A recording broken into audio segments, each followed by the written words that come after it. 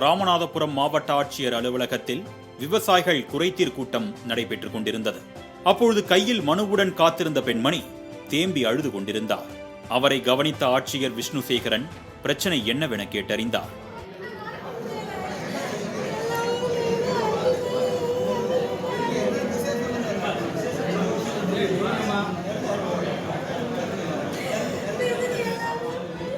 ராமநாதபுரம் மாவட்டம் வாகவயல் கிராமத்தைச் சேர்ந்தவர்கள் காளிதாஸ், முனீஸ்வரி தம்பதி. இவர்களுக்கு 4 ஏக்கர் பரப்பளவில் விவசாய நிலம் உள்ளது. இந்நிலையில் காளிதாசுக்கு சொந்தமான வயல் வழியாக கிராமத்தில் சாலை அமைக்க இருப்பதாக ஊராட்சி ஒன்றிய தலைவர் கூறியதாக தெரிகிறது. தங்களின் வாழ்வாதாரத்துக்கு இந்த வயல் மட்டுமே இருப்பதாக கூறிய காளிதாஸ், முனீஸ்வரி குறிப்பிட்ட இடத்தை தர மறுத்துள்ளனர்.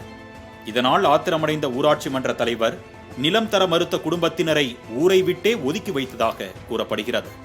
இதுக்கு மட்டும் இல்ல, இது நாங்க இல்லாத சமயம் ஊரை விட்டு ஒதுக்கி வச்சிருக்கோன்னு சொல்றது. ஏதாவது ஊருக்கு வெளியில போயிட்டோம்னா காளிதாஸ் என்னப்பா உன்னை ஊரை விட்டு ஒதுக்கி வச்சிருக்காங்களாம்ல அப்படிலாம் கேட்டிருக்காங்க. எங்க அப்பா எனக்கு ஃபோன் பண்ணி சொல்லியிருக்காங்க என்னமா பண்ணலாம் அப்படின்னு. ஸோ நான் எனக்கு தெரிஞ்சதெல்லாம் பார்த்தேன், எனக்கு ஒண்ணுமே செய்ய முடியல. தண்ணி முதல்ல நான் அள்ள போனேன். வயலில் நெற்பயிரிட்டு அறுவடை காலம் நெருங்கி வரும் நிலையில் விவசாய பணிகளை வேண்டுமென்றே தடுத்து வருவதாக குற்றம் சாட்டியுள்ளார் காளிதாஸ். வெளியூரில் இருந்து காளிதாசின் நிலத்திற்கு வரவழைக்கப்படும் அறுவடை இயந்திரங்களை தடுத்து நிறுத்துவதும் விவசாய கூலியாட்களை வரவிடாமல் தடுப்பதுமாய் பல வகைகளில் இடையூறு ஏற்படுத்துவதாக கூறப்படுகிறது. இதனால வரைக்கும் நாங்க விவசாயம் பண்ணலன்னு ஏதாவது ஒரு பிரச்சனை பண்ணிக்கிட்டே இருக்காங்க.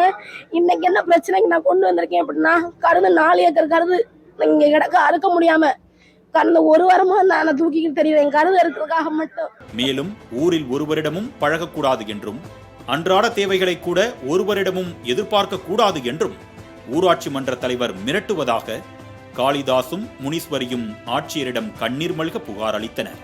இதைவிட கொடுமையாக ஊரார் முன்னிலையில் தன் காலில் விழ வேண்டும் என்று மிரட்டியதாகவும் தெரிகிறது. காளிதாசுக்கு முனீஸ்வரிக்கும் போய் நீங்க அறுத்தீங்கன்னா நான் காசு தர மாட்டேன். யாரா இருந்தாலும் சரி, அவங்க எங்க ஊர் காலில் எல்லா காலையும் விழுகணும். அப்ப அப்படி விழுந்தா மட்டுமே நான் ஒத்துக்குருவாங்க. நான் ஒத்துக்கிற மாட்டோம்.